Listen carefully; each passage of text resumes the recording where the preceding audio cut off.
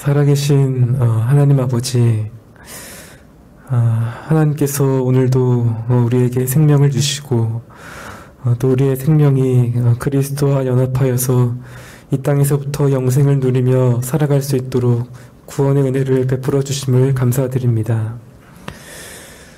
우리가 사는 이 세상이 참으로 요란하고 또 세상 가운데 두신 교회들도 여전히 힘겨운 싸움을 하고 있는 이때에 임마누엘의 하나님을 언제나 우리의 소망으로 품고 살아가기를 원합니다. 우리는 비록 연약하고 허물이 많지만 하나님께서 언제나 우리와 함께 하신다는 그 영광스러운 사실이 우리의 유일한 기쁨이 되게 하시고, 또 어렵고 힘들더라도 여전히 하나님 안에서만 우리의 모든 필요를 찾을 수 있도록 인도하여 주옵소서. 또한 하나님의 자녀됨의 영광이 무엇인지를 날마다 일깨워 주셔서 세상에 대하여는 점점 죽고 보이지 않는 영원한 가치들에 우리의 삶을 드릴 수 있도록 우리의 발걸음을 인도하여 주옵소서. 이 시간 하나님의 말씀 앞에 다시 모였습니다. 성령께서 우리 영혼에 필요한 양식을 먹이시고 오직 주님의 뜻을 이루어 주옵소서. 살아계신 우리 구주 예수 그리스도의 이름으로 기도드립니다. 아멘.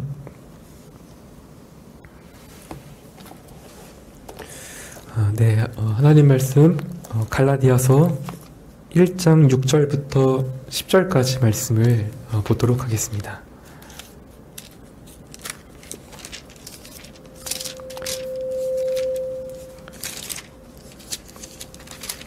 갈라디아서 1장 6절부터 10절까지 말씀 제가 봉독해 드리도록 하겠습니다.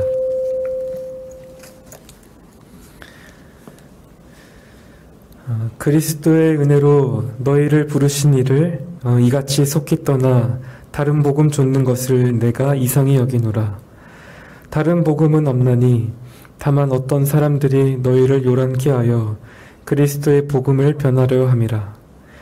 그러나 우리나 혹 하늘로부터 온 천사라도 우리가 너희에게 전한 복음 외에 다른 복음을 전하면 저주를 받을지어다. 우리가 전에 말하였거니와 내가 지금 다시 말하노니 만일 누구든지 너희의 받은 것 외에 다른 복음을 전하면 저주를 받을지어다. 이제 내가 사람들에게 좋게 하랴 하나님께 좋게 하랴 사람들에게 기쁨을 구하랴. 내가 지금까지 사람의 기쁨을 구하는 것이었다면 그리스도의 종이 아니니라. 아멘.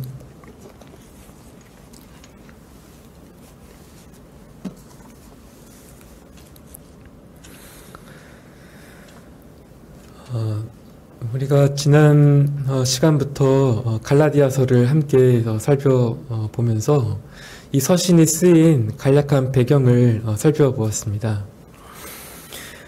바울은 바나바와 동행했던 1차 전도 여행 당시에 갈라디아 지역을 방문하여 복음을 전하였고 그 결과 여러 교회들이 세워졌습니다. 예루살렘의 이 첫 그리스도인들은 유대인이었는데 복음이 이방 지역으로 퍼져나가면서 점차 이방인 그리스도인들의 숫자도 많아지게 되었습니다. 당연히 갈라디아 교회를 구성하는 그리스도인들도 대다수가 이방인이었습니다. 그런데 바울이 그곳을 떠난 후 얼마 지나지 않아서 이 거짓 교사들이 교회에 들어와서 바울이 전했던 복음과 다른 말을 퍼뜨리기 시작했습니다. 이방인 그리스도인이 하나님께 온전히 받아들여지고 그분을 기쁘시게 하려면 유대인 그리스도인들처럼 모세율법의 의식을 지켜야 한다라고 주장을 했던 것입니다. 다시 말해 이 유대주의자들은 이 구원의 기초에 있어서 그리스도를 믿는 믿음 외에 이 율법의 행위가 더해지기를 원했습니다. 심지어 이들은 이 목적을 이루기 위해서 바울의 사도직을 공격했습니다. 아마도 바울이 원래 예수님의 직속 제자가 아니었다는 점을 빌미 삼아서 그의 권위가 다른 사도들보다 떨어지고 또 그가 전한 말들도 다 전해 들은 말이라고 이런 식의 중상모략을 했을 것입니다. 이런 이유로 바울은 이 자신의 그 사도적 권위가 사람이 아니라 오직 예수 그리스도와 하나님 아버지로부터 왔다는 점을 처음부터 밝히면서 이 서신을 시작합니다. 그리고 복음에서 떠나고 있는 이 갈라디아 이 교회들이 다시 바른 자리로 돌아오기를 바라는 간절한 마음으로 은혜와 평강을 빌면서 그들이 처음 받았던 복음이 무엇인지를 4절, 5절에서 다시 일깨워줍니다. 그리스도께서 하나님 곧 우리 아버지의 뜻을 따라 이 악한 세대에서 우리를 건지시려고 우리 죄를 위하여 자기 몸을 들이셨으니 영광이 저에게 세세토록 있을지어다. 아멘. 이 복음의 정수를 잘 담아낸 이 구절의 의미를 우리가 지난 시간에 살펴보았는데, 이 갈라디아서가 기록된 그 목적을 염두에 둔다면 이 한 가지 요점을 강조해야 합니다. 하나님께서 죄인을 구원하시기 위해 행하신 이 모든 구속의 사역은 전부 은혜로 이루어졌다라는 것입니다. 여기서 은혜란 아무런 조건 없이 죄인을 용서하시고 이 구원과 영생을 베풀어 주시는 하나님의 주권적인 행위를 말합니다. 따라서 인간의 어떠한 행위나 공로가 전혀 개입될 여지가 없습니다. 그저 우리는 여기에 믿음으로 반응할 뿐입니다. 방금 봉독한 4절, 5절에서 우리가 무엇을 보태었다라는 어떤 작은 암시라도 발견한 분이 계십니까? 우리가 아니라 오직 하나님께서 그분의 기뻐하시는 뜻에 따라 죄인을 대신하여 자기 아들을 죽도록 정하셨습니다. 그리고 그리스도께서는 이러한 아버지의 뜻에 기꺼이 순종하셨고 십자가에 달려 돌아가시면서 다 이루었다라고 말씀하셨습니다. 이처럼 구원은 우리 밖에서 전적으로 하나님께서 이루신 일이고 모든 것이 다 은혜이고 그래서 우리에게 복음입니다. 얼마나 귀하고 감사한 일인지 모릅니다. 물론 이 사실을 가장 잘 알고 있던 사람은 바로 바울이었습니다. 죄인 중에 괴수였던 자신을 이방인의 그 사도로 부르신 하나님의 은혜가 그의 영혼에 사무쳐서 후일 그는 이런 고백을 남기기도 했습니다. 나의 달려갈 길과 주 예수께 받은 사명 곧 하나님의 은혜의 복음을 증거하는 일을 마치려 하면은 나의 생명을 조금도 귀한 것으로 여기지 아니하노라. 이 은혜의 복음을 전하는 일이 얼마나 귀한지 자신의 생명조차 드리는 것이 아깝지 않다라고 말합니다. 그러니 지금 이 갈라디아 교회의 형편을 마주한 이 바울의 심정이 얼마나 참담했겠습니까? 거짓 교사들에 미혹되어 은혜의 복음을 버리고 이 배교의 길로 치닫고 있는 그들의 모습 앞에 이 바울의 심령은 매우 비통하고 괴로웠을 것입니다. 이것을 잘 보여주는 대목 중 하나가 바로 이 서신의 형식입니다. 대부분의 그 바울 서신을 보면 이 보통 서두에 인사말과 함께 이 수신자들에게 베풀어 주신 하나님의 은혜에 대해서 감사를 표합니다. 우리가 수요 기도의 시간에 살펴보고 있는 이 고린도전서만 해도 그렇습니다. 이 고린도 교회가 정말 많은 문제를 안고 있지 않았습니까? 하지만 바울은 그들을 먼저 비판하거나 정죄하지 않았습니다. 오히려 그들에게 은혜를 주신 하나님께 항상 감사한다는 말로 서두를 시작합니다. 그런데 갈라디아서는 그렇지 않습니다. 원래대로라면 오늘 읽은 그 본문의 위치에 감사가 들어가야 하는데 감사보다는 바울의 엄중한 책망이 자리 잡고 있습니다. 물론 우리가 일반적인 이 형식에서 벗어났다는 것을 근거로 해서 너무 많은 것을 이끌어내려고 해서는 안 될 것입니다. 특히 바울이 쓴 첫 번째 서신이 이 갈라디아서라고 하면은 더욱 그렇습니다. 하지만 대다수의 주석가들이 말하듯이 이런 형식의 이탈은 바울이 갈라디아 교인들의 상황에 크게 신음하고 있다는 점을 충분히 보여준다고 생각합니다. 아마도 그는 이 갈라디아 교인들의 영혼에 대한 그 확신이 없이는 하나님께 감사할 수 없었을 것입니다. 왜냐하면 이 갈라디아 교회에서는 다른 것이 아니라 바로 이 복음의 본질이 문제의 초점이 되고 있었기 때문입니다. 다만 바울은 이 거짓 교사들이 어떻게 복음을 변질시켰는지에 대해서 곧바로 언급을 하지는 않습니다. 이 서신의 본론에서 이 내용을 구체적으로 이제 언급하기 전에 갈라디아 교인들이 이런 잘못된 가르침을 따르지 않도록 엄중히 경고합니다. 먼저 그는 6절과 같이 그리스도의 은혜로 너희를 부르신 이를 이같이 속히 떠나 다른 복음 좇는 것을 내가 이상히 여기노라 하는 말로 시작합니다. 이 구절의 의미를 보다 명료하게 드러내기 위해서 조금 다르게 번역해보면 이렇습니다. 그리스도 안에 머물도록 너희를 부르신 이를 이같이 속히 떠나 다른 복음 좇는 것을 내가 놀라지 않을 수 없다. 앞서 말씀드렸듯이 이 바울의 지금 현재의 심정은 단순히 놀라는 것 이상으로 매우 복잡한 그런 심정이었습니다. 하지만 그의 목적은 갈라디아 교인들을 회복시키는 데 있었기 때문에 여기에 맞는 적절한 단어를 사용해야 했습니다. 그들의 잘못에 대해 인내하면서도 한편으로는 자신의 그 책망을 이 부드러운 말 속에 담아야 했습니다. 이것은 그가 갈라디아서 6장 1절에서 제시한 규칙을 염두에 둔 것이기도 합니다. 형제들아, 사람이 만일 무슨 범죄한 일이 드러나거든 신령한 너희는 온유한 심령으로 그런 자를 바로잡고 내 자신을 돌아보아 너도 시험을 받을까 두려워하라. 이런 바울의 태도는 우리가 본받아야 합니다. 우리 주위에 또 어떤 이들이 잘못된 가르침에 빠져서 잠시 하나님을 떠나 있는 것처럼 보이는 그런 경우가 있습니다. 이때 우리는 그들을 정죄하기보다는 부모가 자녀에게 갖는 것과 같은 그런 심정을 보여줘야 합니다.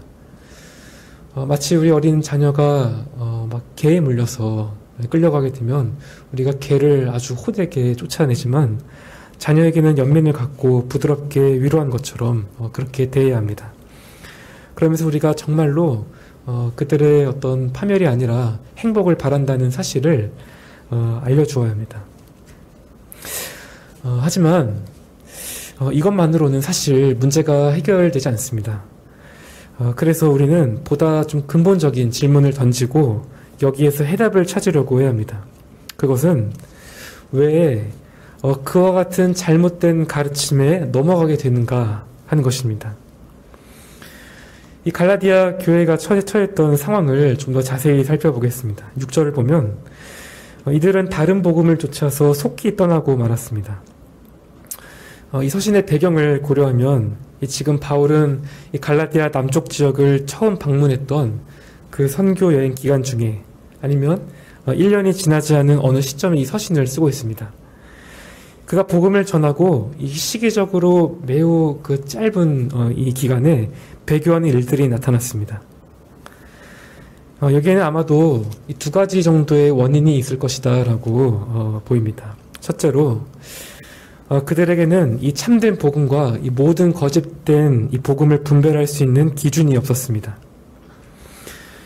갈라디아 교인들은 잘못된 가르침을 정말 이 복음이라고 믿고 따랐습니다. 분명 바울을 통해서 참된 복음을 전해 들었지만 그럴듯한 가르침을 접하게 되자 금세 곁길로 나아가고 말았습니다. 유일하고 참된 이 복음이란 것은 정말로 중요합니다. 하지만 이처럼 너무나 쉽게 변질되는 탓에 우리 자신에게도 이렇게 질문을 해볼 필요가 있습니다. 내가 믿고 있는 이 복음이 정말 참된 복음인지 어떻게 확신할 수 있는가? 여러분께서는 이 문제에 대해서 어떻게 확신하고 계십니까? 그냥 참되다고 느끼거나 참된 것처럼 들리기 때문이 아니라 이 복음이 객관적으로도 참되고 우리를 영원히 구원해 줄 수 있는 복음이라고 어떻게 확신을 할 수 있겠습니까? 본문에서 바울은 이 기준을 강경하게 제시하고 있는데 그것은 바로 이 다른 사도들이 그랬던 것처럼 그리스도께 받은 복음이라는 것입니다. 이 그리스도의 복음은 갈라디아서뿐만 아니라 신약 전체에 나타나 있습니다. 결국 바울이 이 스스로 막 묵상을 해서 어떤 논리적으로 결론을 도출한 것이 아닙니다.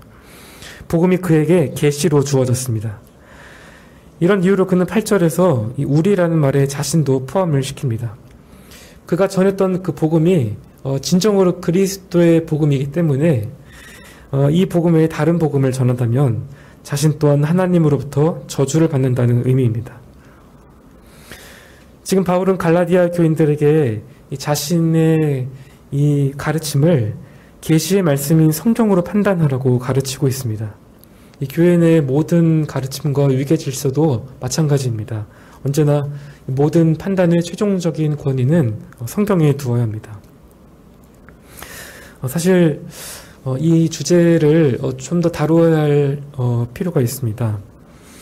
이 모든 진리를 판단하는 시금석으로 성경을 내세운다 해도 이 저마다 성경을 다르게 해석할 수 있는 위험이 여전히 존재하기 때문입니다. 그래서 우리는 이 복음의 진리를 보존하시기 위해서 하나님께서 행하신 그 섭리를 믿으면서 이 교회 역사 속에서 작성된 이 교리 표준 문서들이나 신앙 고백서들을 언급하지 않을 수 없습니다. 이런 공교회적 규범성을 가진 문서들이 성경을 바르게 이해하는 데 매우 큰 도움을 줍니다. 이런 내용을 배우다 보면 이 복음에 대한 우리의 이해가 얼마나 좁았었고 피상적이었는지를 깨닫게 됩니다. 오늘날에도 복음의 내용을 변질시키는 이론들이 수없이 많습니다. 갈수록 정교해지는 거짓된 가르침들이 계속해서 줄지어 등장합니다. 분명 지금 이 시대는 어느 때보다도 복음이 절실하다라고 말할 수 있습니다. 그런데도 여전히 복음에 대해서는 자부하며 스스로 선줄로 생각하는 교회들이 많습니다. 그러나 결코 그렇지 않습니다. 우리는 어느 때라도 항상 이 복음의 진리 안에서 자라가기를 힘써야 합니다. 교회는 진리의 기둥과 터라고 말씀을 하셨습니다. 단순히 개인의 신앙을 유지하는 정도가 아니라 우리 모든 그 지체들이 함께 교회로 지어져 갈 수 있도록 우리 한 사람 한 사람이 견고해지고 단단해져야 합니다.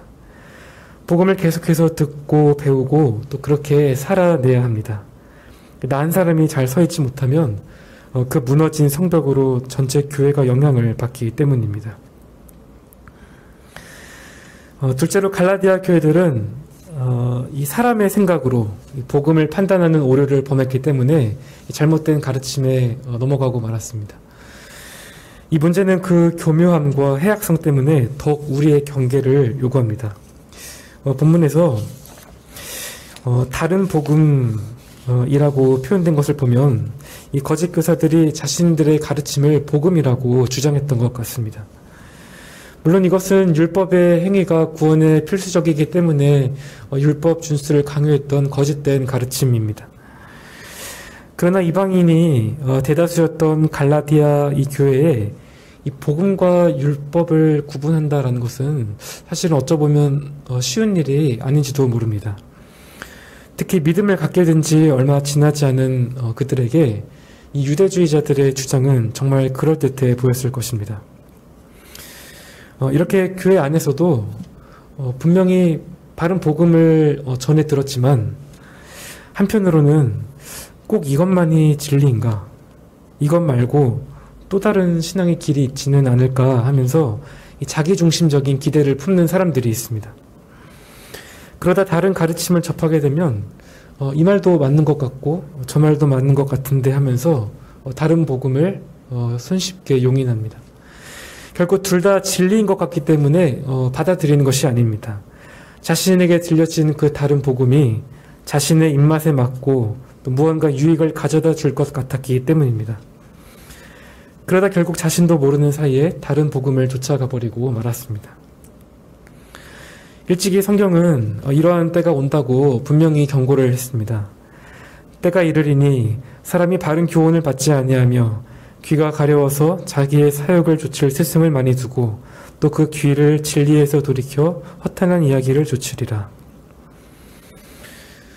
진리는 사람의 죄를 들춰내어서 그 사람의 마음과 양심에 이 깊은 고통과 찔림을 가져다 줍니다. 그래서 사람들은 이 진리 대신에 거짓을 따르며 자신이 듣고 싶은 말을 듣습니다. 그 진리가 참인지 거짓인지 그런 객관성보다는 일단 자기에게 만족이 되면은 다 좋다라고 생각합니다. 이렇게 마음이 부패해져 버리면 더 이상 스스로가 변할 어떤 생각이나 노력은 하지 않고 그저 듣는 것으로만 만족하고 갑니다. 이런 자신의 사욕을 채우기 위해서라면 아무나 스승으로 모십니다. 그것이 설령 허탄한 이야기라고 할지라도 별 문제가 되지 않는 것입니다. 이런 이유 때문에 사실 어느 시대에서나 이 유행을 타지 않는 이 순수한 복음은 별로 주목을 받지 못했습니다. 이 복음을 자신의 입맛에 따라 맞추려고 하는 사람들은 항상 많았고, 이 순수한 복음을 끝까지 지켜내려고 하는 사람들은 항상 소수에 불과했습니다. 오늘날도 마찬가지입니다. 어느 때보다도 이 말씀이 넘쳐나는 시대이지만 이상하게도 오늘날 교회 영적 수준은 매우 어린 아이와 같습니다. 그 이유가 무엇입니까? 무엇이 바른 복음인지에 대해서는 큰 관심이 없고 자신들의 부패한 마음을 기준으로 삼아 듣고 싶은 말씀만 듣기 때문입니다. 교리를 배우는 일에 별로 관심이 없습니다. 그리고 죄를 강하게 지적하는 설교에 대해서 거부감을 갖기도 합니다. 그저 세상에서 잘 먹고 잘 살아보려고 발버둥 치다가 지친 마음을 위로받기 위해서, 또 믿음 안에서 만사 형통할 것이라는 그런 말 한마디 듣기 위해서 교회를 찾아다닙니다. 마귀는 이러한 우리의 부패한 마음을 사실 너무나도 잘 알고 있습니다. 하지만 결코 드러내놓고 우리를 미혹하지는 않습니다. 마귀가 그렇게 순진하거나 우둔한 존재가 아닙니다. 그는 사실상 본성상 이 거짓의 아비이기 때문에 다른 것이 아니라 거의 비슷한 것으로 유혹합니다. 오늘 본문에서 다른 복음이라고 할 때 여기서 다르다라는 것은 그 종류가 아니라 그 어떤 질의 차이를 의미합니다. 참된 복음과 거의 비슷하지만 무엇을 빼거나 더한 것이 바로 다른 복음입니다. 마귀는 이 다른 복음을 교회에 심는 일을 지금도 계속해서 하고 있는데, 특히 이 일을 할 때 바로 우리 이 사람들을 통해 합니다. 고린도서 11장 4절 5절을 보면 사단이 자기를 광명의 천사로 가장한 것처럼 사단의 일꾼들도 자신을 의의 일꾼으로 가장한다라고 말씀합니다. 이들의 겉모습은 어떻습니까? 의의 일꾼과 동일한 모습을 지니고 있기 때문에 우리는 겉으로 분별하기는 매우 어렵습니다. 우리는 이 갈라디아 교회에 들어온 그 거짓 교사들이 바로 이 세례를 받은 자들이었다는 것을 기억해야 합니다. 그들은 예수 그리스도께서 하나님의 아들이시며 구원자이심을 믿는다라고 말했습니다. 또 메시아로 오신 그리스도께서 십자가에 달려 죽으셨고 또 다시 사셨음을 인정한다고 말했습니다. 심지어 죄를 회개하고 믿음으로 구원을 받아야 된다라고도 말했습니다. 일단 시작은 이렇게 한 것입니다. 바울이 사용했던 용어와 동일한 용어들을 사용하면서 갈라디아 교인들의 신뢰를 얻었습니다. 하지만 이들은 바로 여기서 더 멀리 나아가기를 원했습니다. 바울이 전했던 값없는 은혜의 복음에 무언가를 더하고자 했습니다. 그래서 예를 들면 이런 식으로 말을 했을 것입니다. 바울이 말한 것은 사실 대부분 다 훌륭하다. 하지만 우리 유대인들은 너희 이방인들보다 훨씬 더 오랫동안 하나님을 섬겨왔다.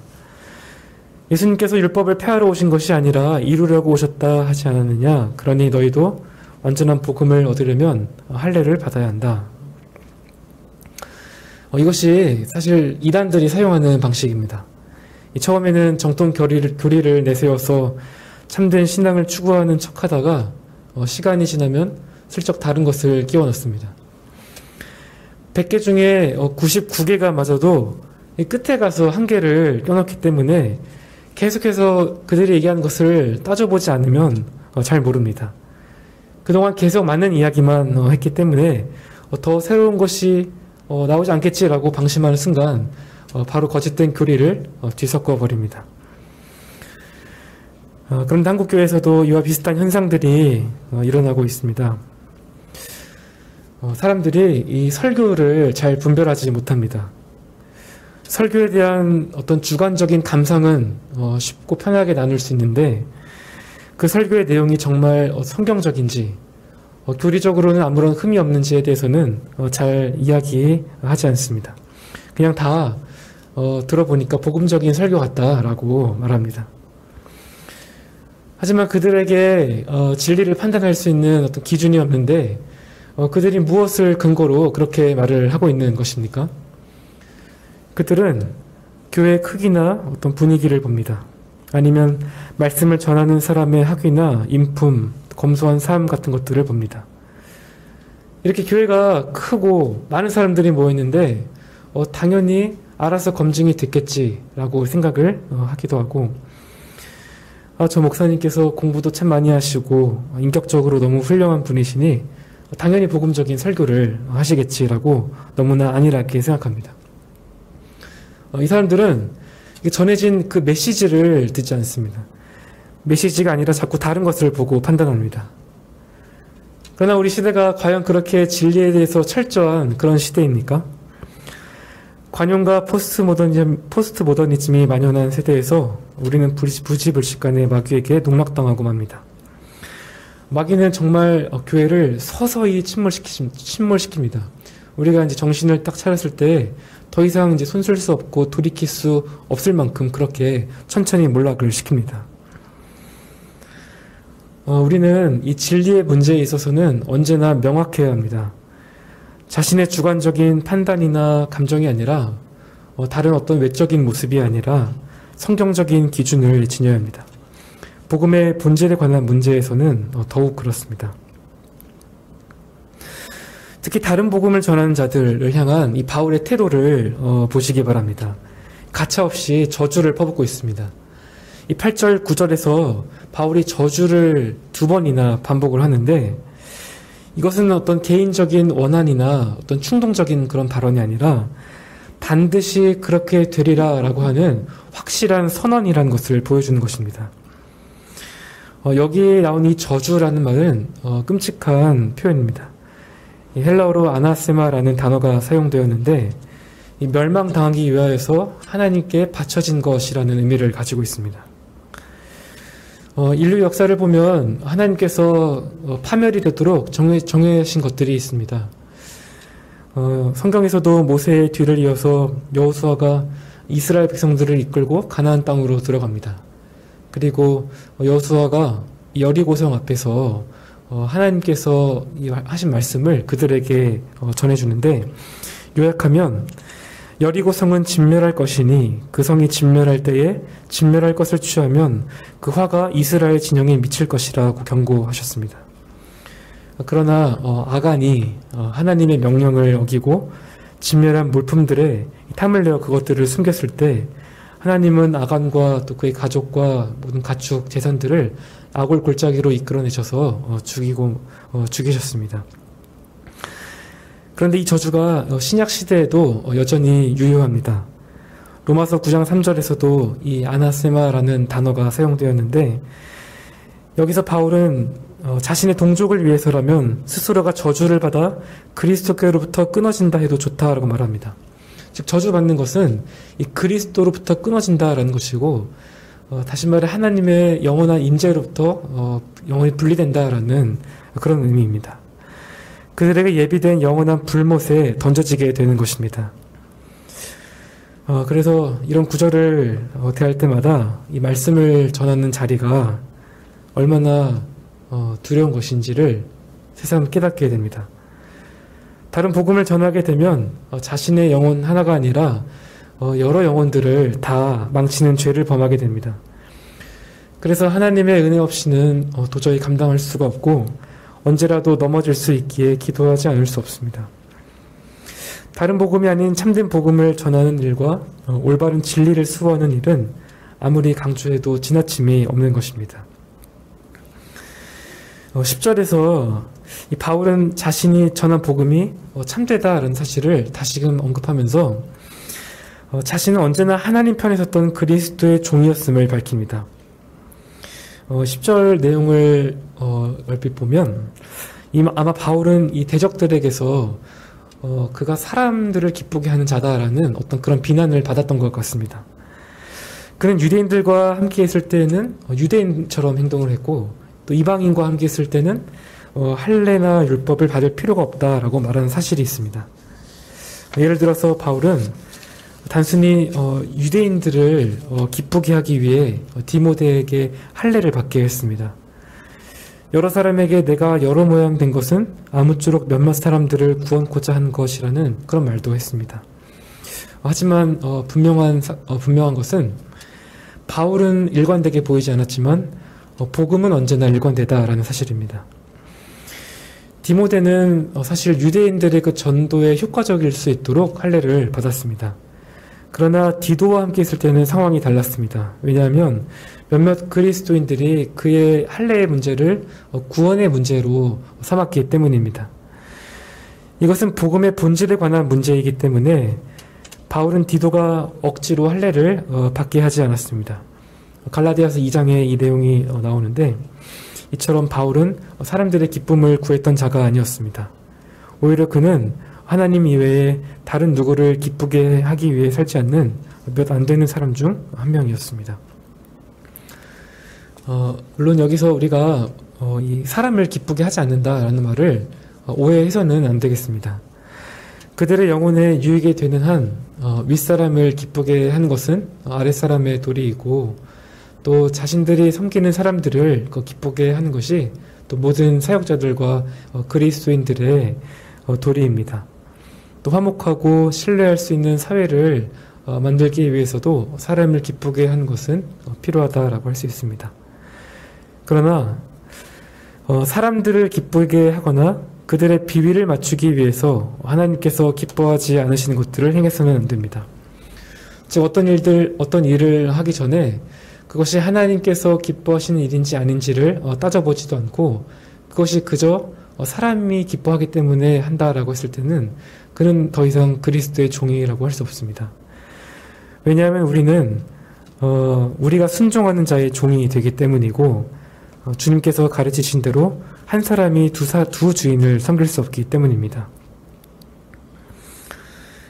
이런 사실은 이 모든 그리스도인들에게 해당되는 말이지만 특히 사역자들에게 있어서는 그들의 소명을 점검해 볼 수 있는 부분이기도 합니다.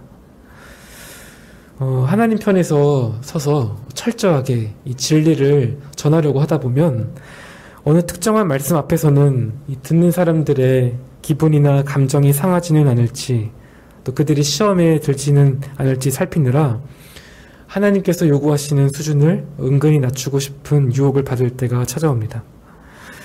왜냐하면 하나님께서 우리를 복음으로 치료하시기 전에 먼저 우리의 죄를 밝히 드러내시고 낮추시기 때문입니다.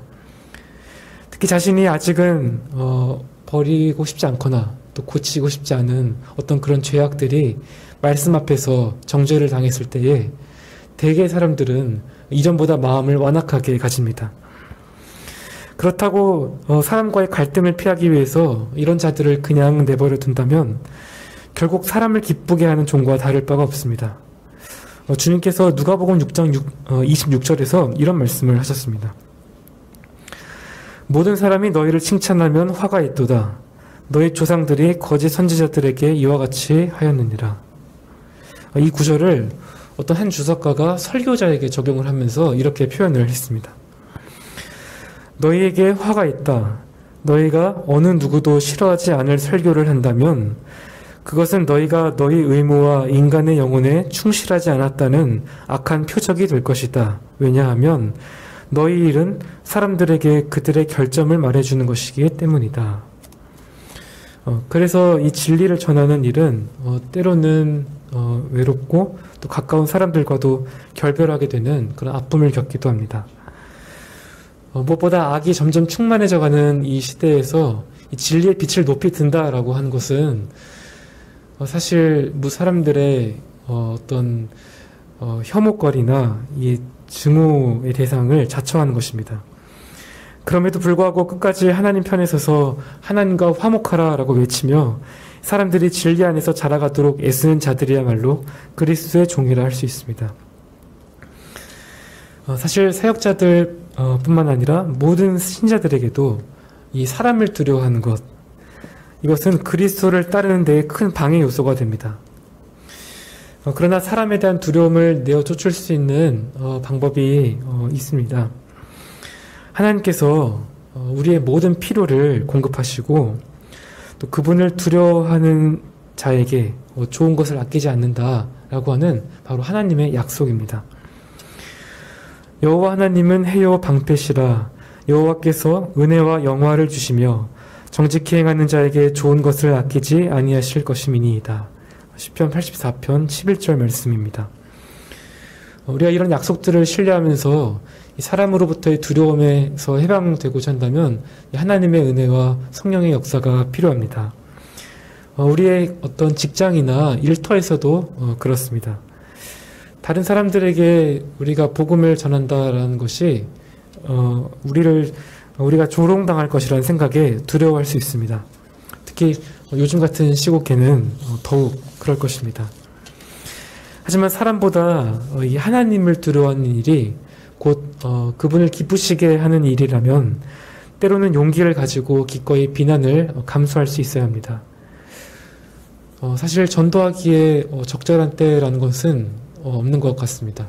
앞으로 그런 때가 올지 안 올지 잘 모르겠지만 그러나 때를 얻든지 얻지 못하든지 우리에게는 항상 하나님 편에 서서 복음을 전해야 할 사명이 있을 뿐입니다.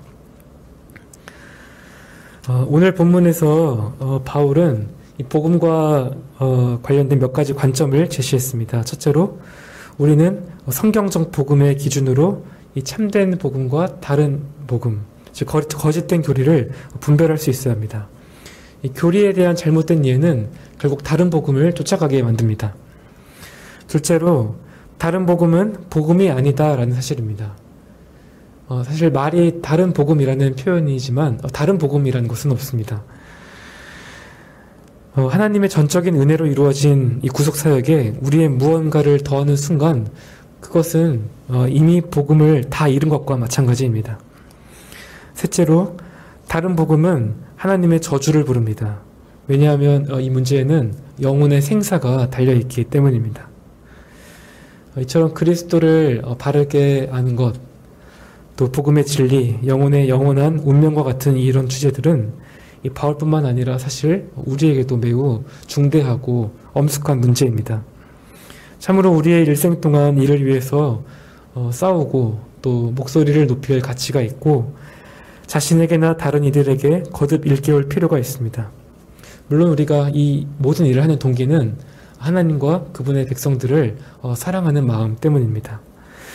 하나님을 향한 사랑이 이 복음 안에서 점점 깊어져서 우리 역시 바울과 같은 심정을 품고 끝까지 하나님 편에 서는 자들이 될 수 있도록 하나님의 은혜를 구하는 기도의 시간이 되기를 바랍니다. 네, 함께 기도하겠습니다.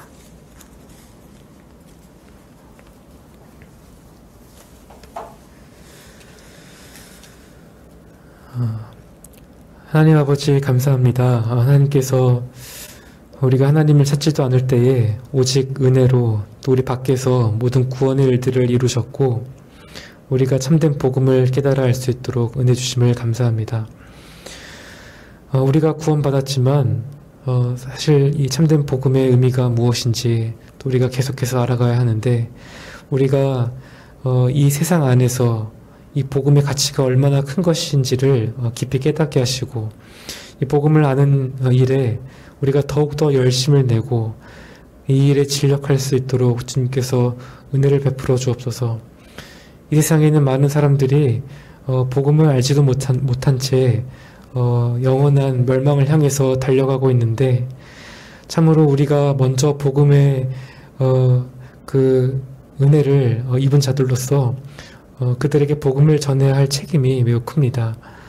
우리에게 복음을 전할 수 있는 담대한 또 용기와 믿음을 주시고 우리가 남은 때에 하나님께서 맡겨주신 사명을 잘 감당할 수 있도록 주님께서 인도하여 주옵소서.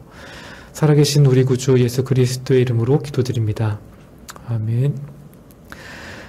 하늘에 계신 우리 아버지여, 이름이 거룩히 여김을 받으시오며 나라의 임하옵시며 뜻이 하늘에서 이룬 것 같이 땅에서도 이루어지이다. 오늘날 우리에게 일용할 양식을 주옵시고 우리가 우리에게 죄 지은 자들을 사하여 준 것 같이 우리의 죄를 사하여 주옵시고 우리를 시험에 들게 하지 마옵시고 다만 악에서 구하옵소서. 대개 나라와 권세와 영광이 아버지께 영원히 있사옵나이다. 아멘.